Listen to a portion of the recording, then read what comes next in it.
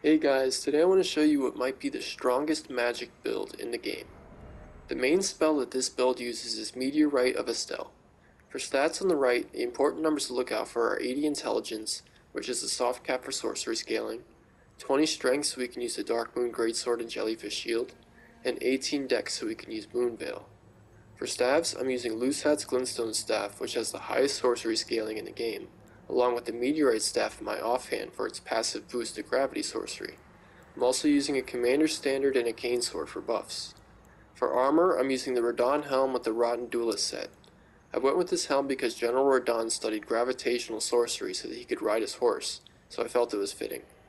You can also use Azur's Glintstone Crown if you want to boost damage with Common Azur. For talismans, I'm using Lord of Blood's Exaltation, Graven Mask Talisman, Magic Scorpion Charm, and Ritual Sword Talisman. In the Wondrous Physic, I'm using a Magic Shroud and Crack Tear and a Cerulean Hidden Tear, which is a must-have for any magic build. And lastly, for consumables, I'm using Uplifting Aromatic and Blood Boil Aromatic. Now, even though the damage boost from Uplifting Aromatic does not stack with Commander Standard, its defense boost does, which can be very useful for a magic build with low vigor. Blood Boil Aromatic, on the other hand, does stack with the Standard, and since Meteors deal magic and physical damage, this increases our damage noticeably. Now onto the buffs. I tried to make the buffs simpler for this build to show that the build is already very strong and doesn't need much.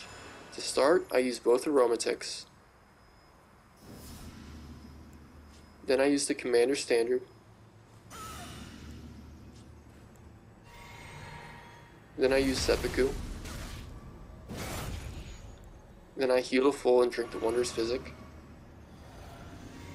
And then I use Terra Magica, and that's it.